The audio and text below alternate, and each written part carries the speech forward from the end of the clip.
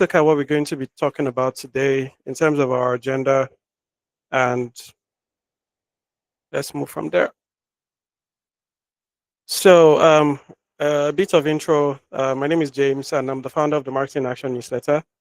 And MI is basically built to help marketers to have access to all the resources, tools, and community that you need to succeed, basically, right?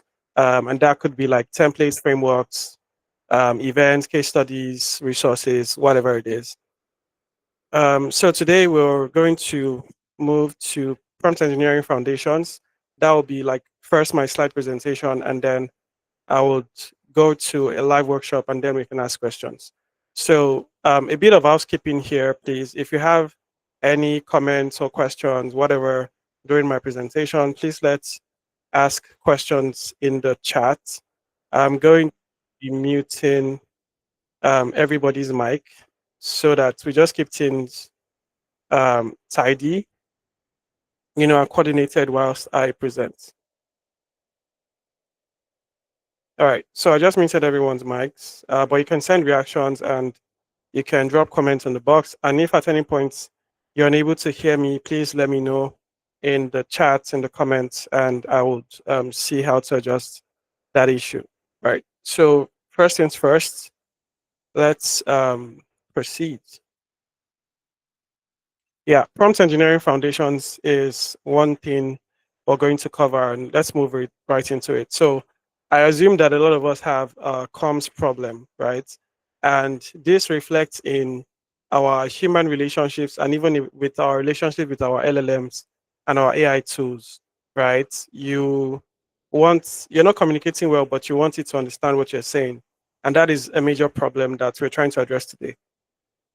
So your prompt is basically the way you communicate with your LLMs interfaces, right? It's what you tell it, right? There is this principle of garbage in, garbage out that's been famous since computers became a thing, and that is basically what we're doing here. So if you're not able to pass the message across, that's going to break your communication, and then the response you're going to get is also going to be reflective of that break in comms, right? So for you to prompt very well, there are 5 major ingredients that I think every prompt should have. One of them is clarity. You must be explicit and outcome oriented in the questions that you're asking, right? What exactly do you want the LLM to use your information for, and what do you want the outcome to look like? What output are you trying to generate? Two is that you need to give context, right? And some things that might be useful for context is like, let the AI know who you are, what you do, and why you're asking, and then it can be more in tune with the questions that you're asking and the kind of responses it can give you. Three is that you need to give constraints, right, so that it just doesn't explore to the fullest of its capacity or abilities. You need to give it some guardrails to control. Okay, I don't want this. I don't want that.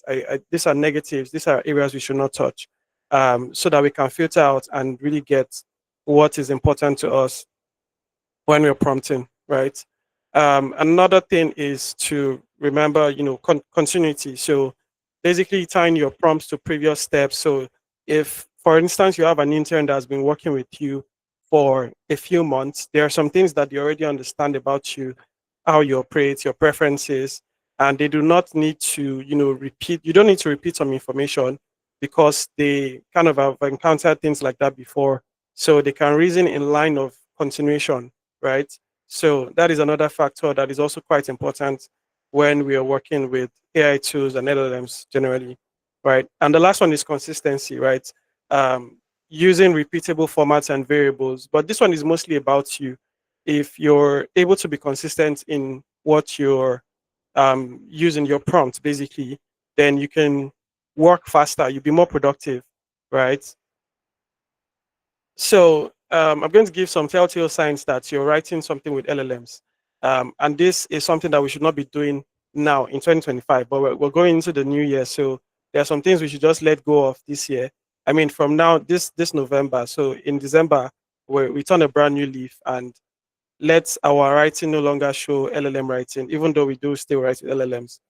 All right. One of them is, if you're writing and you have these M dashes with spaces reflected in your work, even though this is correct English language, but because of the flood of AI in the market, if you write like this now, everybody can tell, not everybody, but people that already use AI tools can tell that this is AI writing. So if imagine that you are writing landing pages, you're writing emails, you're writing messages, comms, your ads with all of these telltale signs that is AI. I mean, you've already defeated the purpose, and your marketing is not going to be effective, right?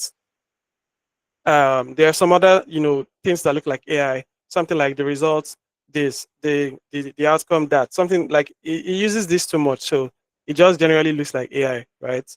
There is also something about, it's not just about this, it's about that, right? It also sounds AI. I mean, there's a whole laundry list of things that look like AI writing that you can use as guardrails to say, okay, I don't want this. If you want to write, don't use this, and use this instead as an alternative. So let's look at the correct way to actually write these things if we were going to be generating text with AI, right? So this one now for me, I know that it's AI generated. It's very obvious to me, but it might not be obvious to everybody. But at some point, with the more prevalent usage of AI tools, then everybody probably knows that this is written with AI, and then it just becomes useless generally. So let's look at what we can do. So instead of using the M dashes with spaces like this, you could just forget about M dashes completely. Or you could still use your dashes, but you need to understand the correct English structure of dashes, right? If you want to use a hyphen, that is the short dash. You use it for compound words like, you know, um, above board, or, school. I don't know, but like compound words that actually need to be joined together. Maybe you want to actually write prompt engineering as a compound word, but you use hyphens to join words, right? Then you have n dashes, en dashes. Unfortunately, I'm not showing all of that here, but you have n dashes, and n dashes are the shorter forms of dashes that actually are used for, you use them mostly for ranges. So if you want to write people from 20 to 25 years, you use an n dash. I think I should probably show you guys what that looks like. So let me show you examples um, of dash usage, right? And this is just a detour from the general conversation.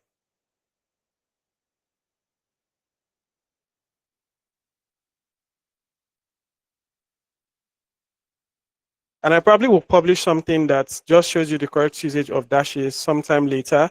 But it's kind of relevant to this conversation now because LLMs have made the usage of dashes look quite awkward, right? So, yeah. So this is what I was talking about. The usage of dashes, hyphens, n dashes, and m dashes. You can use n dashes for ranges, right? And you can also use it in the way you would type, in normal text where you're trying to break things, break your thoughts. But you use n dashes and you add spaces. ChatGPT would typically use m dashes with spaces, which is wrong. This is actually like the better way to write it, the correct way to use m dashes, right? But that's not like the major focus of our talk today. So I mean that can be something for later, right? So moving on to how to write better. So just removing things that give you AI, obviously telltale signs. And it's possible that people might think that what you're writing is human generated, right? When you remove all of those things that make it sound like AI from your writing generally, right? So generally going to show you guys how to write like AI. Sorry, I'm going to show you how to write like a human in this presentation, and we're also going to go do more than that generally, right? So moving on, my 9-step prompt framework for prompting, right? And abracadabra is actually a magical term for, you put everything together and it gives you something magnificent. So what does that look like? The 9-step prompt framework that always works. First, you need to tell AI what your role is. So for me, I'm a B2B SaaS product marketer, and maybe I specialize in conversion writing or GTM and product launches or whatever it might be, right? And that's my role. The task at the moment might be that I want, my tool to write me a 500-word blog post, and I want it to have a hook, insight, and a call to action. the goal is that I want to educate SaaS founders about how to use AI workflows for marketing, which is kind of what we're doing today. The audience, early stage B2B SaaS founders and growth operators. Then what is the style? How do I want it to sound? So I can say conversational, story driven, etc. Then constraints. These are the things that to avoid and to not to avoid. I can say you should not give me like generic AI text. I can also say, use dashes like this, or do not use dashes at all. Then I move to like my inputs and variables, which is some things that I will provide context for, I'll provide information for, and it uses that to now influence the output it's going to give me. And then I will show it an example of the outcome I'm looking for in terms of like the output. So remember that the task here is to write a 500-word blog post, right? So I'm going to give it example output of a blog post that actually carries the criteria that I'm looking for and all of the ingredients of what will be a great blog post to write, right? So this is like the prompt framework that translates into a lot of different use cases, right? And then formatting, which I forgot to add, is basically how to present the result. So this is maybe you give it like an itemized structure of what that blog post looks like. Added with the example outputs that you probably have uploaded to your chat interface or your project or your custom GPT, and that just helps everything to clear out properly. So now let's talk about something that is also like a feature of most LLMs, which is agent mode, right? And this is where I say like AI can read your mind now in agent mode because you don't need to provide the full 9-step framework, but you just need to be specific enough for your AI tool to know what you're looking for, right? So in normal mode, you probably say, oh, write me a blog post about our SaaS product launch. And what the AI tool is going to do is that it's going to output a single blog post draft, right?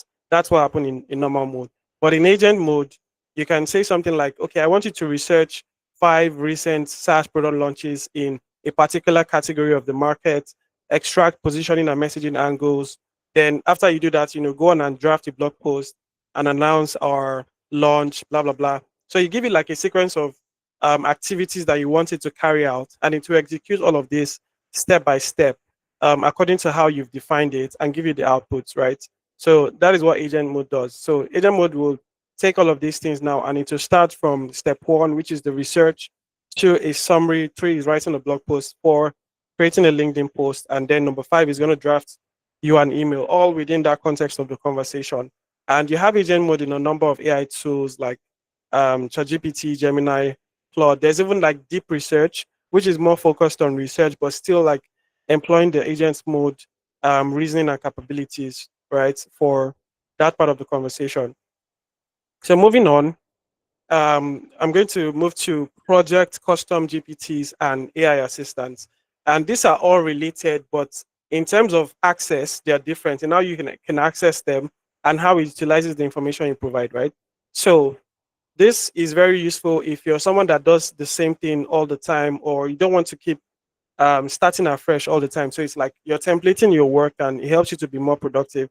There's a lot of things that you can definitely template beyond just marketing use cases, but obviously there's a lot of things you can still template in marketing, like your product launch, writing a landing page, writing an email campaign, or whatever it might be, right? So you create projects for that and just like house different assets of your context, and that helps you to get better outputs from your AI tools. So we have this in Claude project, we have it in Gemini as gems, we have it in ChatGPT as projects, right? And I'm going to show you what that looks like.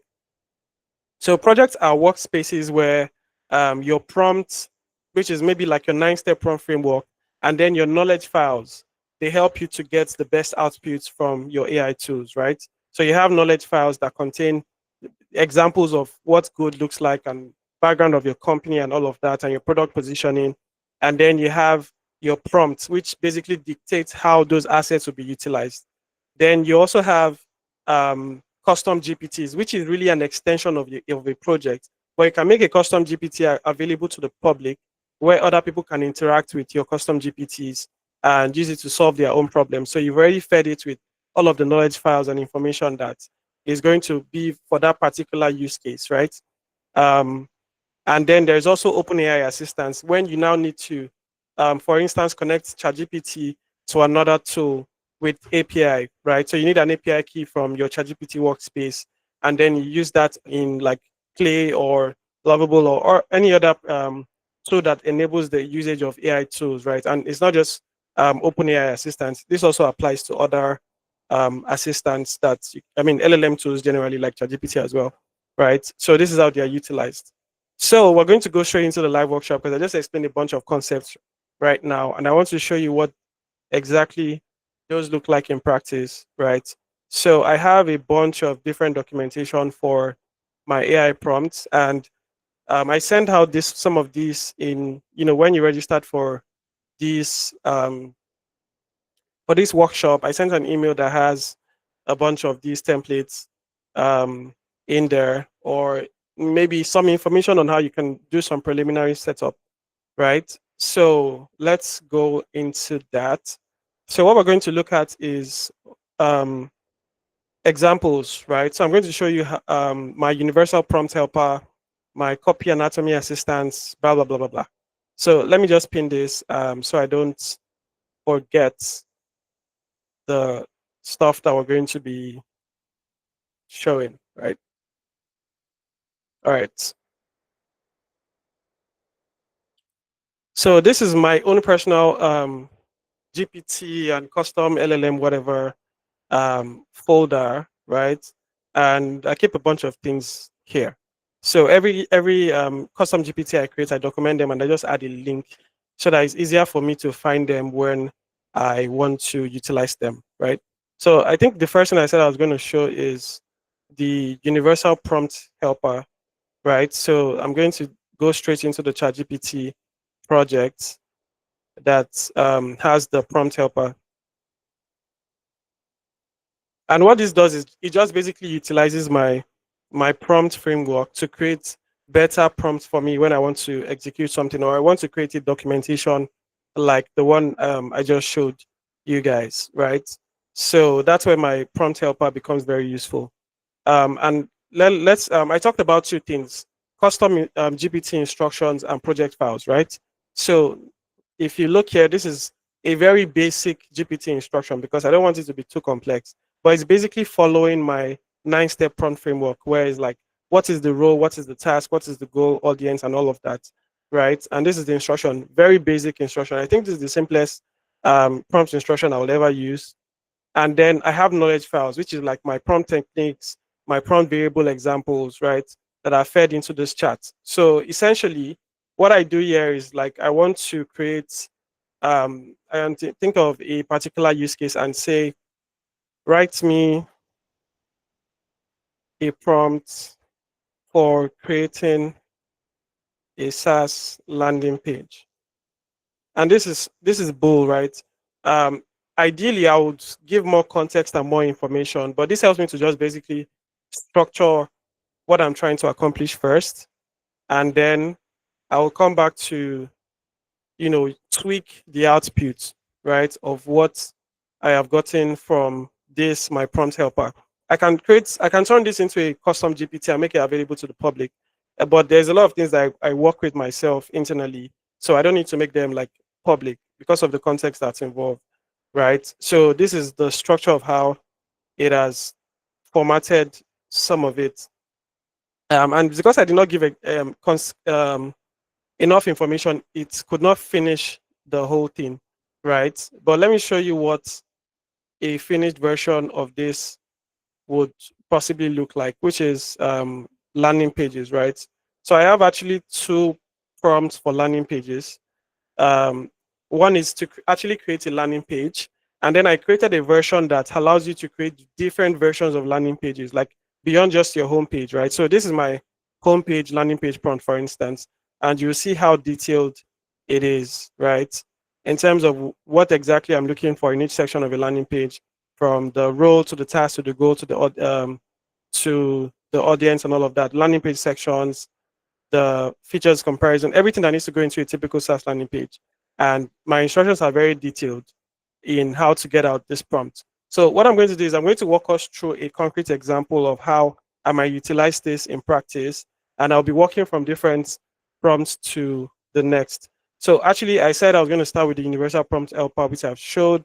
And then the next one is actually the copy anatomy assistant. So what that does is that it's, okay, let me go to copy anatomy. Yeah. So this one helps you to do copywriting very well. So if you see really good copy on a landing page, for instance, on a website, on a blog, um, any kind of copy, advertising copy, and you want to actually figure out how the structure of that thing is so that you can utilize it in your own use cases, then this is the prompt helper that you need, right? So let me go to I'll just go to MIE's website, right? And we're going to do an analysis of one of our articles or our posts, right? So this one was written basically about this prompt frameworks and templates, which is the subject of today's conversation. And I might just go on and analyze. Let's say we analyze the first section of, so from here, right? And we're going to dump it into my copy anatomy helper, and let's see what happens.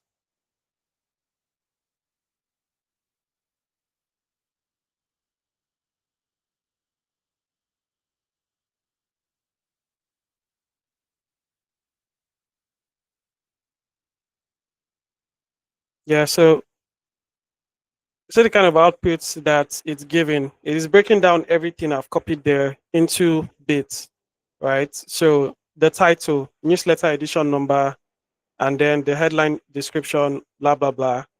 The subheadline is a short summary describing what the content offers, blah blah blah, and then the author block, publication date. So you see how it uses variables to code the things that can be replaced with what is specular to you. So if, for instance, you wanted to copy the structure of my newsletter, you could use this prompt helper to basically get you the structure, the anatomy of writing an article, right? And you get all of this broken down like copywriting best practices and frameworks, right? So that's the first one. Um, I mean, all right.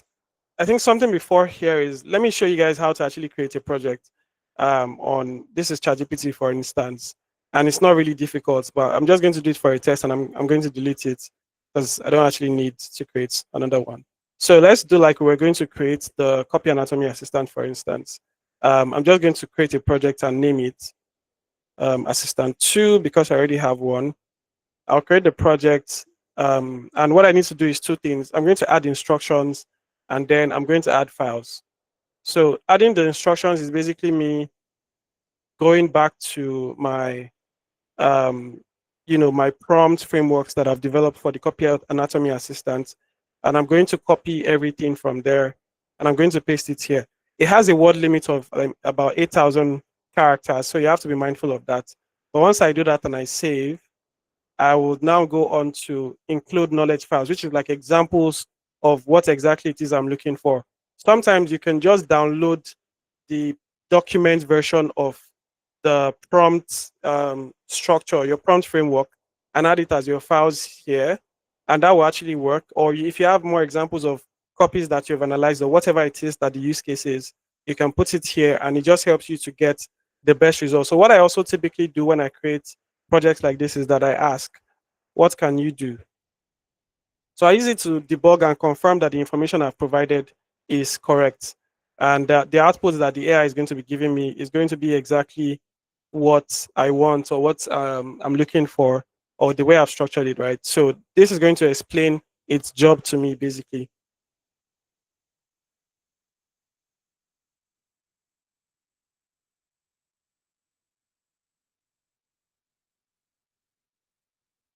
Right. So it just told me what it can do. It can turn finished copy into templates, break down and improve copy. So I can say, let me see an example, right? So this is my project. And this also applies to Claude and Gemini. On Gemini, these are called gems instead of projects. Claude calls them projects. Google decided to call its own, project stuff gems, which doesn't make any sense. But who am I to question Google, right? So this is the project I created in ChatGPT. So one thing I also found is that in terms of output, you can upload multiple knowledge files into your ChatGPT project, and I think Claude as well. But for Gemini, that's Google, you're going to be limited to just 10. So if I want to create another gem, for instance, I'll go to, this is Google, right? I'm going to create a new gem, and I'm going to call it, copy anatomy helper or assistant or whatever it is. And I can explain, I don't really care. So the instructions here is, my prompt framework, which I'm going to paste here, right? And I can add knowledge files here as well, like add files from my drive, but I'm not going to add any files to this. And I'm going to save this, and it becomes a gem in my workspace. So I can go on and start a chat with Gemini and say, what can you do as well? So it just tells me what it was programmed to do, right? Can you do?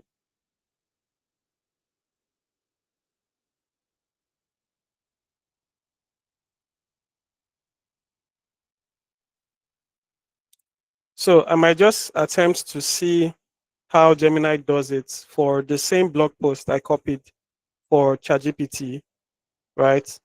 And see if it has, sufficient sense to give me what I'm looking for.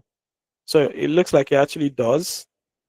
Newsletter title, issue number, primary benefits of the topic, bonus content, subheadline, and some stuff. So if you wanted to like really cross check and see output quality, you could possibly do this and see which one is closest to the source, right? For instance, in the original copy anatomy assistant I created on ChatGPT, for the headline, you will see that it gave me, newsletter edition number, and then it gave me some other like breakdown. So it doesn't, they would not give you, the tools will not give you the same outputs, basically, right? I think Gemini is even a bit more accurate because it's saying newsletter slash series name, which is MIA, then hashtag the issue number, which is more correct, and then primary benefits of the topic and bonus, which is template or something. So yeah, sometimes Gemini is better, sometimes it might be Claude, sometimes it's ChatGPT, but you can always add examples and debug your project and your prompts so that it gives you, better and more consistent outputs once you follow that framework. All right. So let's go back to the next one. I've showed you what the copy anatomy thing looks like. I said I was going to also demo the AI, right? So before we go to proper GTM stuff, let's also look at the AI writing humanizer. So I talked a bit about how, copy that is written by AI is becoming a lot more obvious today. So you now need to do a little bit more to, foolproof or proofread your articles to make it look like it was written by a human being. So I have a project that I created for that, which is that's going to help you write like a human or help your AI tools write more human look-alike text, right? So let's look at what that looks what I can do. So essentially, I always ask my agents or my projects or my what customer GPTs what they can do so that they just remind me how they were programmed, right? So this is my AI writing humanizer, and I set it up based on a few instructions that's like telltale signs of what AI is, in terms of like all those M dashes, wrong usage, and stuff like that. So let's go back to, let me show you some of the examples. For instance, these are things that are mostly AI written. I put some examples here. Yeah, so it would score what is AI based on some, telltale signs basically. And I also gave you specifications for M and N dashes that if you're going to use a dash, make it correct, or you don't use a dash at all, right? So this is exactly what I've programmed it to do. If we go to the project instructions, you will see exactly that. And then I added a project file, which is like how to write like a human for the AI tool. So I can again go back to my own newsletter and say proofread for AI writing, and it might even though it is written by a human, it could still tell me, the percentage of how it looks or sounds like AI, right? So I'm going to do a test and drop it here. I also have a like additional prompt for how you can ask questions every time, right? And that is what I use here. So I'll say, okay, analyze and humanize my draft, and then I'm going to paste the inputs here and give it some additional instructions. And then I'm going to drop it in this chat. So let's see what happens.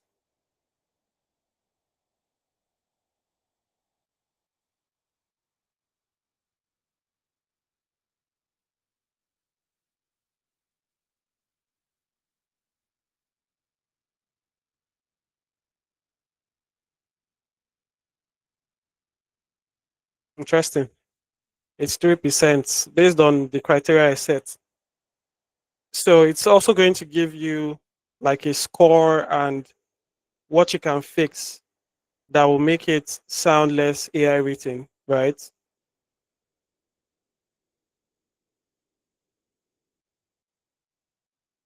Yeah. So it gives you suggestions basically, and you can even say, okay, go on and rewrite the whole article. And this is what it is suggesting to write. But I mean, LLMs can also be funny. You would even, take the suggestion back and say, okay, proofread this for AI writing, and it might still tell you, oh, it still sounds like AI. So I'm going to do exactly that anyways, so that it just keeps critiquing itself again. Proofread this for AI. But essentially, it's cleared a lot of like the usage of M dashes anyways from there. So at least to a very large extent, it would still pass for human written text. And now it has reduced to 41% according to the instructions I set anyways. I mean, you could set different instructions and it will give you a totally different output in terms of like the percentage of what it sounds like to be written by AI, right? So that's what the writing humanizer thing. So let's go to some more practical like marketing and go-to-market use cases, which I highlighted here to be like do some work on positioning, messaging, landing pages, lifecycle, and case studies. Anyways, if we still have time, I'll try to rush through a bit of that.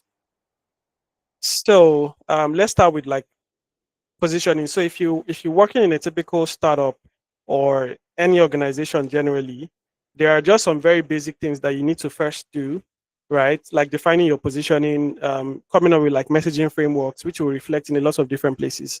So I have a use case or a case study of one of those of a company that I did some work with, and I'd like to show us how all of this translates into some of these prompts frameworks that I use, right? So this is a startup in Nigeria, Comfort Health, and I use the deep research from ChatGPT actually to put together this part of these documents. Doing analysis of the customers, competitive landscape.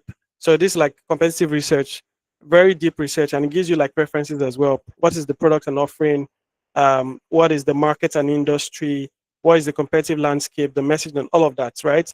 So what I would do typically is to download this documentation, all of my research documentation, and I'm going to use it to craft a bunch of assets, right? Starting from positioning, and let's see what that looks like here. So I have a template for positioning frameworks.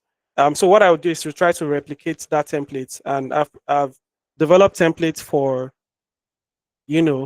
how I can basically do that thing faster, basically, right? Which is what we're going to be showing here. So I'm going to drop Comfort Health here, and we're going to come up with the positioning for Comfort Health based on all of the preliminary research that I've done, with deep research on ChatGPT.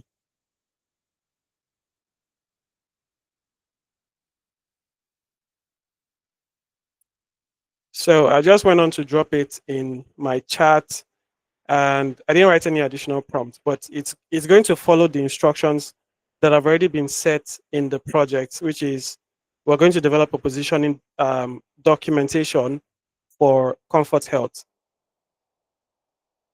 I have some examples of what the outfit should look like. For instance, let me see, MI positioning framework. So it might take a bit of time. but it's going to deliver.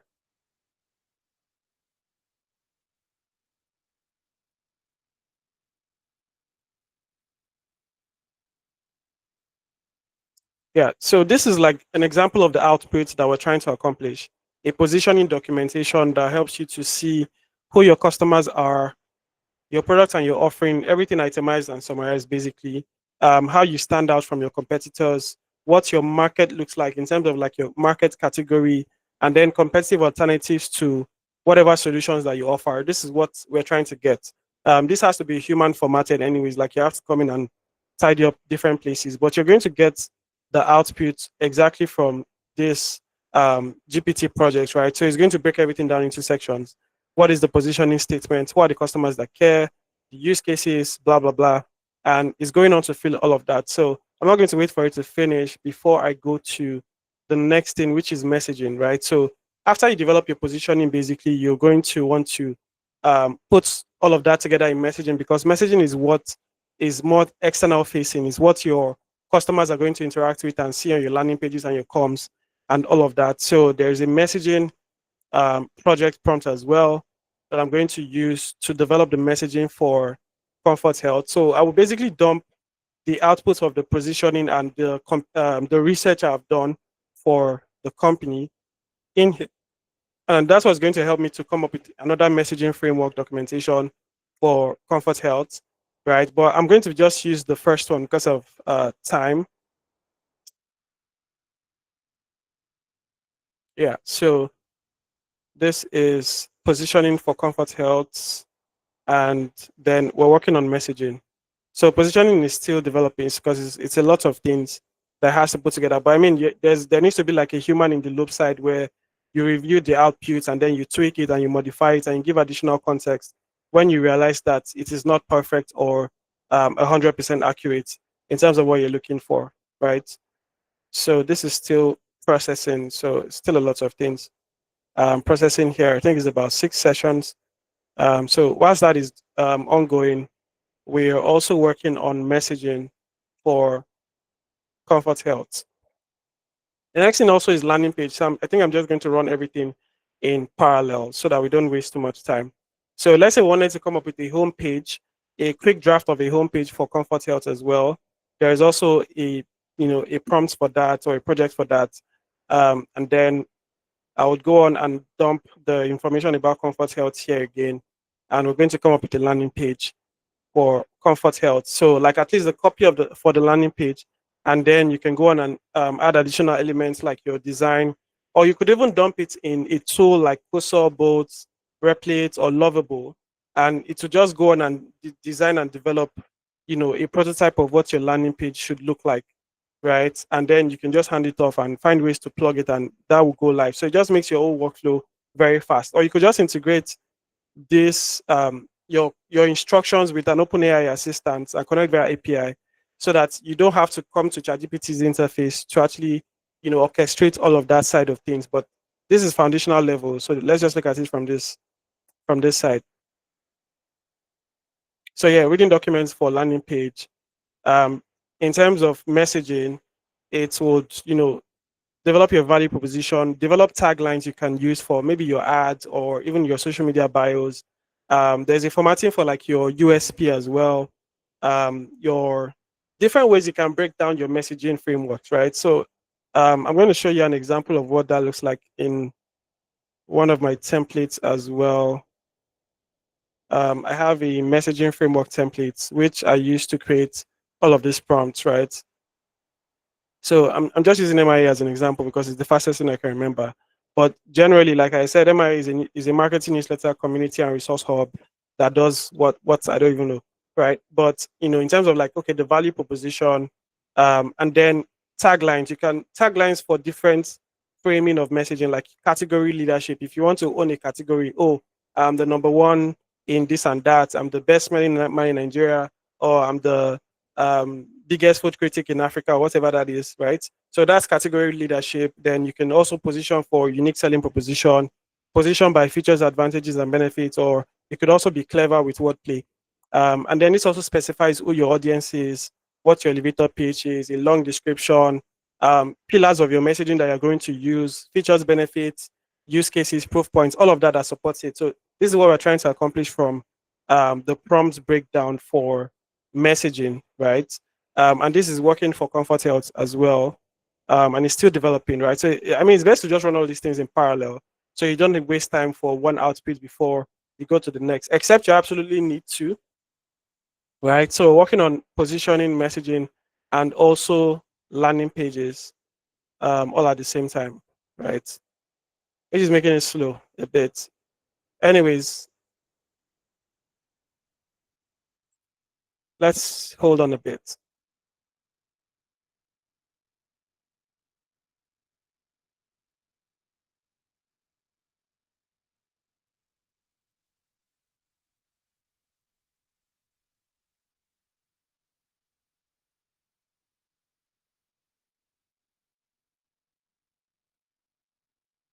I think the positioning work should be completed. So I think I'm going to show that instead.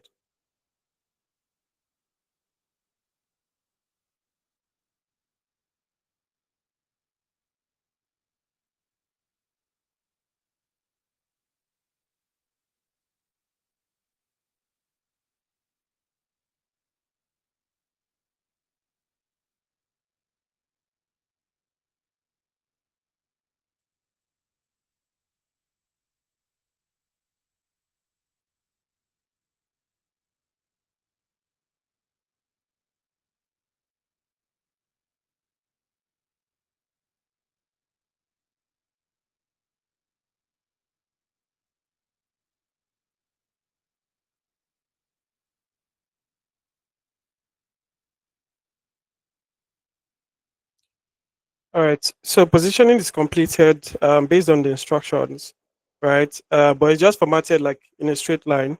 Uh, if you want to utilize this, you could just copy this into your Google Docs or something. Or if you want to get tidy and you want to, do all the fancy formatting, you might decide to do it the way I would typically do my like messaging documents and my positioning documents like that. And this becomes your output, right? So it broke it down into all the different categories that are important, like your customers, your product, your market, and then your competitors, right? Which is really the background work of positioning, whether for a brand or product or whatever it is.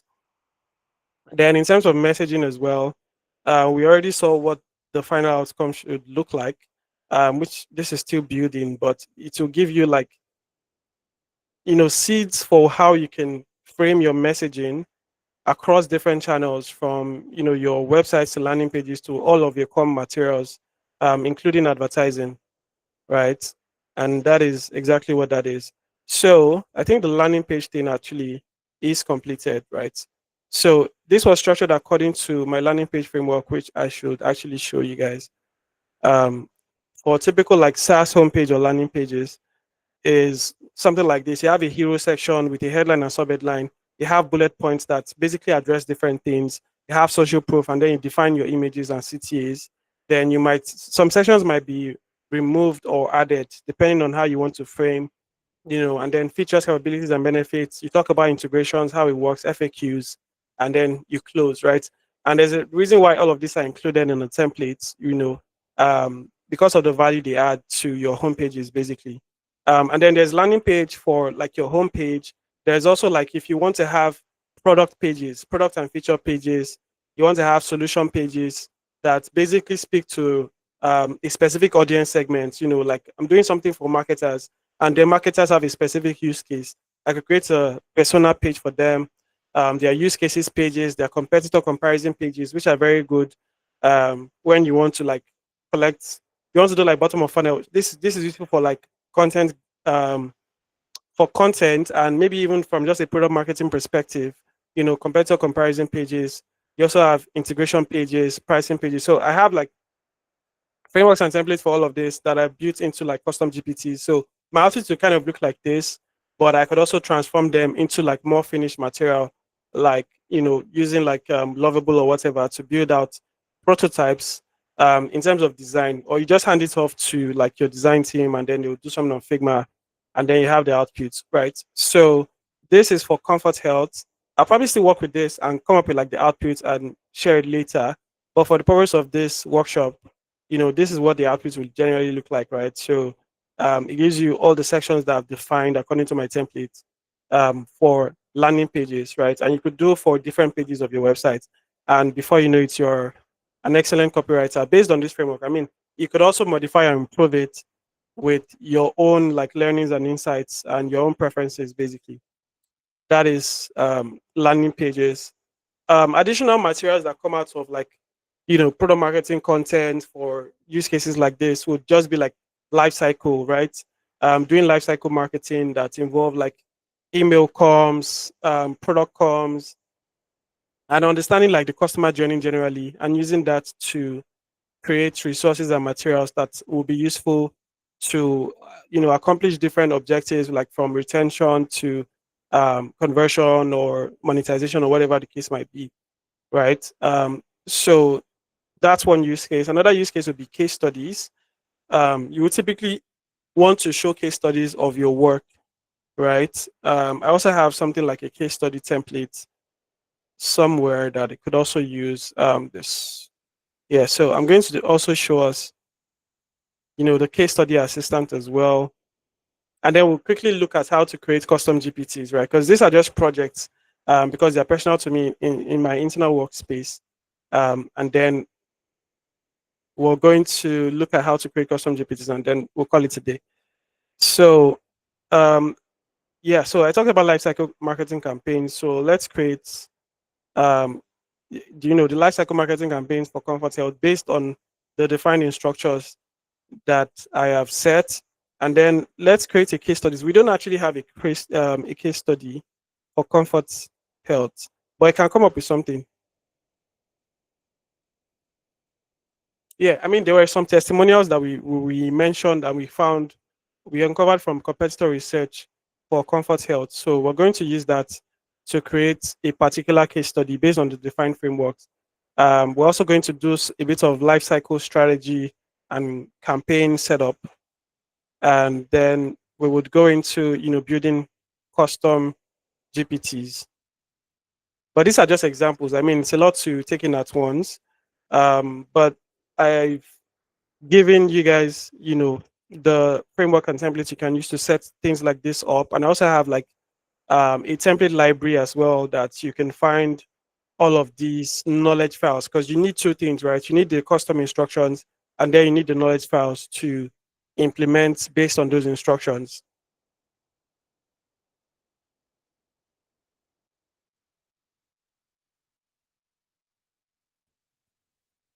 Yeah, so I just realized that I set up this case study for a particular company, right? So it might give me a bit of issue coming up with case studies, but not the lifecycle marketing campaigns because that's more general. So let's see what happens here. I mean, I could also go on and modify my project to be more specific to a case study for Comfort Health because that's like the specific product you're working with. Right. So in terms of lifecycle marketing campaigns, it first does a breakdown of what it should look like in terms of like what are the customer segments that you are speaking to, what journey stage are they, what channels do they use, right? So it's going to do a bit of campaign flow and segmentation and all of that and define messaging. And you can go in and say, okay, now I want to write messaging for people in this particular stage of the customer journey, right? And that's all that's going on here. We're not going to do so much with that because it's a whole thing on its own.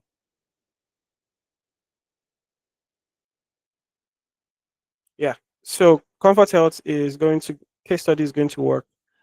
Comfort Health is the provider. So let's see what comes out of this whilst I go on to how to create a custom GPT. So I've actually created some custom GPTs for different things.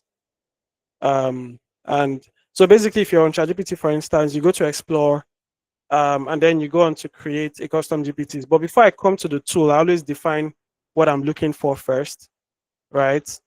So I think I'll just show you an example of the GPTs that I've created first. I'm not going to create a new one, but I'm going to tell you how it works. So I turned a playbook, for instance, into a custom GPT, and it's a playbook that we created. It's like PDF, and then we also created like a microsite for it, right? And then I said like there's also ways to repurpose this same asset into a custom GPT that gives us is more interactive, basically. So these are there are some fields you need to fill. For instance, what's the name of your GPT?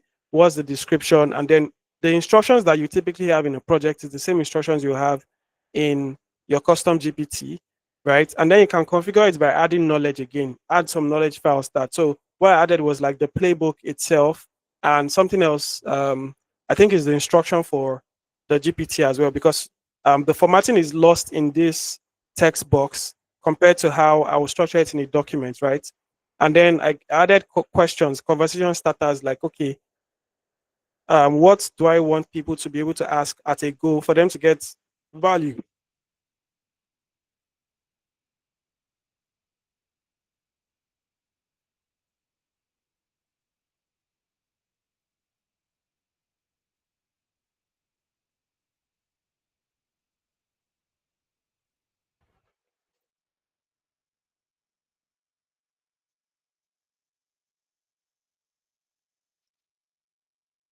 All right, so this is a test.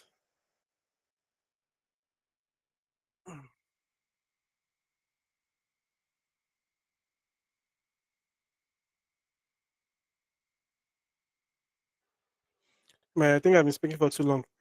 So this is what happens with this playbook, which has been made a custom GPT. But essentially, everything that is a project can be turned into a custom GPT because I mean you can share projects internally with your colleagues within a company or a workspace, and you can also share custom GPTs internally, but they are mostly best suited for public facing assets and external use cases, right? So this is like the setup, and this is what you typically get out of this custom GPT. So I'm not going to change anything here because I was just doing it for illustrative purposes.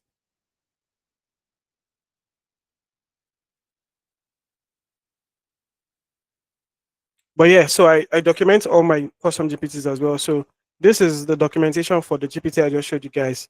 How I set it up from the role to the task to, using my prompt helper, the placeholders, how I want it to give me responses. And then this is like the GPT name, description, conversation starters, all of that formatted and templated for, this particular use case. Then in terms of the case study we were trying to, so ChatGPT is having issues with this because I did not specify. So make, I'm just going to tell you to make decisions because this is just an illustrative class for the case study for comfort health, right? So just go and make decisions by yourself and give me the output because it doesn't really matter, anyways.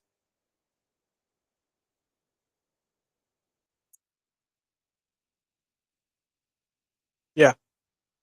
So this is going to be a case study. So the good thing about case studies as well is that they work for landing pages. I mean, you can turn them into like a landing page case study thing, and you can also have them as PDF assets. So depending on how you want to use them, case studies, you can add them to like lead gen workflows. To get a case study, someone has to fill a form and all of that, or you can just publish them as blog posts, or you can create specific landing pages for your case studies, and they will also serve value to you in that particular funnel for your customer journey, right? So this is for comfort health now. With just that information I provided and the templates, right, is going to create a case study that follows best practices, right? And that is what we have here, basically.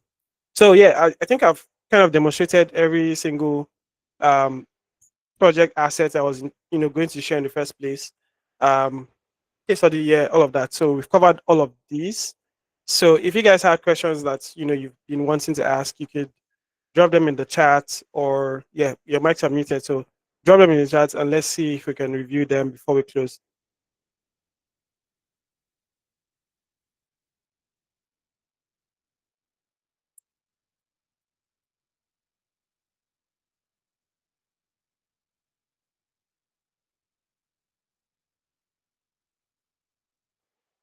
So many confetti and claps.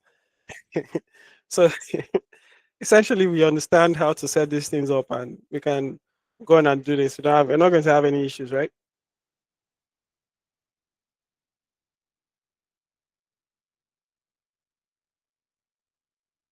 Okay, maybe let me unmute you guys first. Okay, thanks, Baji. I'm going to unmute you guys, Mike, so you can maybe speak if you want to. Settings.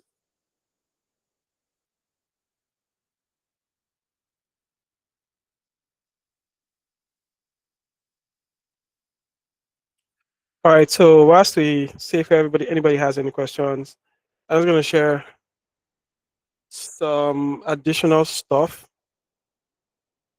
So yeah, all of this comes from the Marketing Action newsletter and community. I showed the newsletter earlier today, and also we have a community as well on WhatsApp where we just yap and chat about different things, and gossip, about stuff that's happening in marketing. So if you're not in the community already, you should be joining us. We also have a community database, where we collect, information and profiles of, all of us, what we do, where we work, and we have spotlights series and all of that. But this also generally just helps us to match our faces with our names. And when we have physical meetups as well, it helps us to, okay, you're this guy and you're this person. Yeah, and then I spoke about two things today about like instructions, prompt instructions, and then the knowledge files and assets that go with it. And I showed you a bunch of them, like my templates for product marketing, GTM, and all of that, right? So there's also the marketing resource library, which I think I shared a part of that in the email comms you have. Check your emails or we send them. You can get access to them, and there's a bunch of them. There's the ones that are so specific to these AI use cases as well. If you also need any of those, and you will get access, right? So I'm doing a question here. Okay, links. Okay, we're going to also resend an email with links to join the community newsletter and all of that. But you probably got it when you registered for the event. I'm seeing a question about what is the common mistake I see marketers make when they try to turn framework into a workflow. So I think one skill that helps you when you're working with like frameworks and templates is actually modifying them. So debugging them basically. So if you're working with a very defined template and the template does not fit your use case, then you can go on and reason with it and modify it, right? So you don't just take things staple puts the way you're given, right? So I think that's one thing. You need to be able to communicate effectively. For instance, for you to define what your framework and your template is going to be for a particular use case. So that's one skill that will stand you out anyways, right? If you're not able to accurately communicate what you're expecting and you're not able to debug as well. So if you're not getting the output you're looking for, then you need to adjust the prompt, the way you're given the instructions. I mean, sometimes you have LLM tools that hallucinate, they go beyond the scope of what you define and they begin to do what's rubbish that's in their own original programming. And then you have to correct that. So that's something that you also have to always consider, right? So yeah, that's it. Do we have any additional questions? I don't want us to hold here for longer than the set time because we started 6:05 and we're on the hour mark. But I mean, for additional questions, you can reply my emails or you can ask in the community. I'm going to share the recap of the event for people that were not able to join, and any additional assets that you guys request from me, or requested from, or feedback that I get, right?